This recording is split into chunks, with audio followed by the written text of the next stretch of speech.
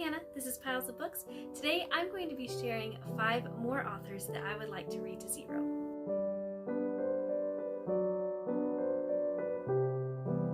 A few weeks ago I shared 5 fiction authors that I would like to read to zero, and when I set about to make that video I realized I was going to have to make multiple, so I just chose fiction authors that time, and today I'm going to be sharing nonfiction authors. So these are all authors that I have read at least one of their books, and this is not a comprehensive list. I immediately went to grab a book by Sally Clarkson because I do want to read all of her books, and then all of her children's books too. Sarah's books and Joy's books, and I don't know if her boys have written books, but anyway, I decided maybe I could just do a whole video on those some other time. These are just 5 nonfiction authors that I have enjoyed, and I do want to finish reading the books that they have put out. So let's get into it. The first author I have to share today is Edith Schaeffer. This is her book, The Hidden Art of Homemaking. I don't know how many books she has specifically, but her husband, Francis Schaeffer, I believe, also wrote some books, and maybe they have some together. I'm not totally sure. I would just like to read all of the books with the Schaeffer name. This is the only one that I have read, although I do own 2 others. Common Sense Christian Living and What Makes a Family, I believe, is what the other one is called. So I read this back maybe 8 or so years ago, and I've really enjoyed it. It definitely left an impression on my homemaking at the time. She just gives, well, it says here at the front, creative ideas for enriching everyday life, and she really just does give you some fun ways to kind of cultivate beauty in your home. Just little things like, one of the things that I remember she mentioned was that I think they moved around quite a bit, and she had like a specific tablecloth and candlestick and maybe like one other thing that she would keep, and she would put those out wherever they moved to next, and just made it feel like home, to have something familiar. So it's just little things like that. She really focuses on, not spending a lot of money, using what you have, and just making your home beautiful and being hospitable and all of that. And I remember really liking this and getting so much encouragement from it. And I know that their other books, a lot of people really like their other books as well. So I definitely would like to get through those over the years. The next one I have is Dietrich Bonhoeffer. This is his book, Life Together. This is more of just an essay. It's fairly short, 122 pages. I read this with my husband, I don't know, a couple of years ago. I think we just read it out loud with each other. I don't know how many books he has. He didn't really write books. He just had essays, and then after his death, people, published them into books. There's 2 more on here, A Testament to Freedom and Christ the Center, and then we own one. I want to say it's called like Meditating on God's Word or something, and that is on my list of 24 nonfiction books that I wanted to read this year.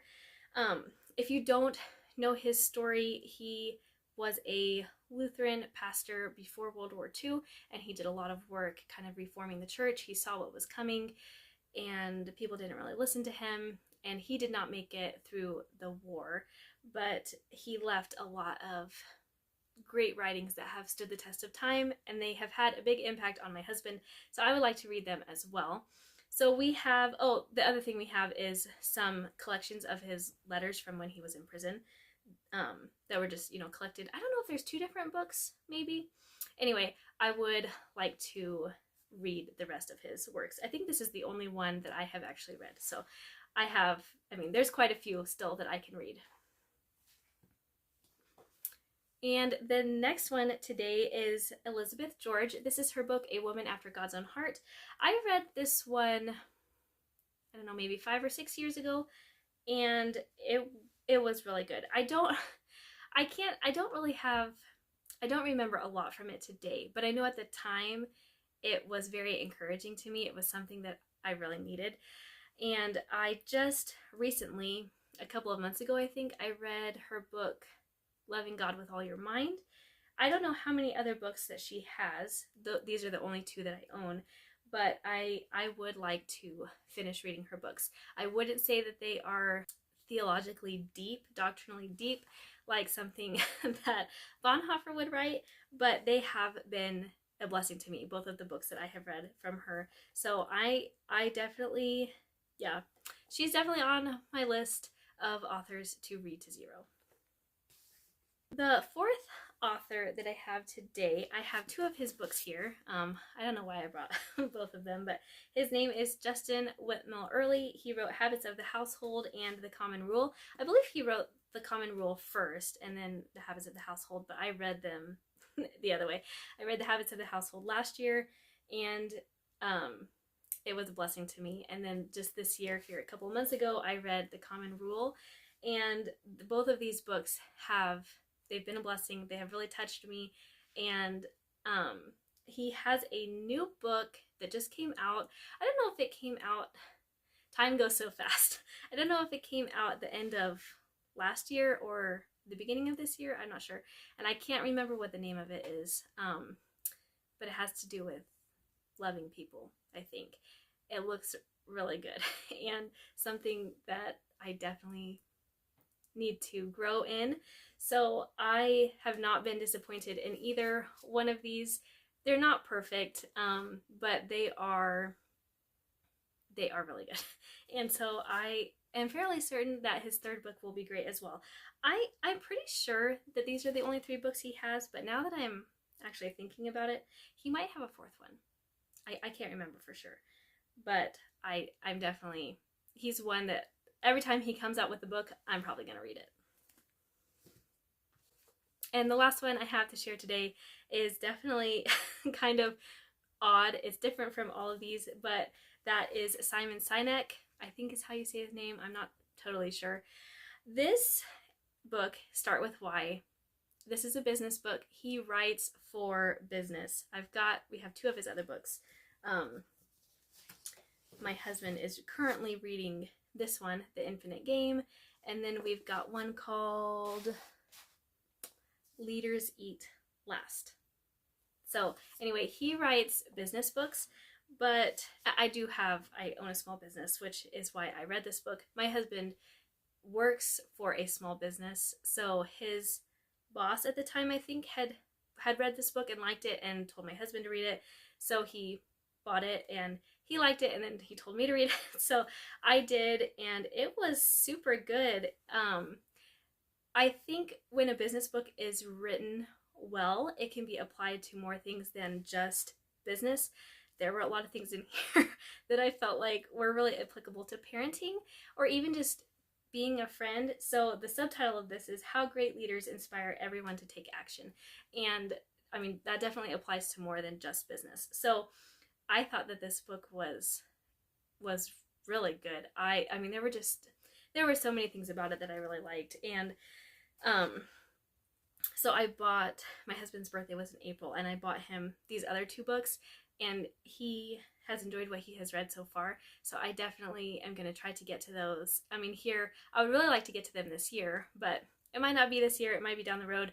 I know that he has some other titles, like these are not just his only three, but I'm not sure what the other ones are. I'm sure we probably will buy them at some point, and I would definitely like to read all of them. Okay, so those are the 5 nonfiction authors.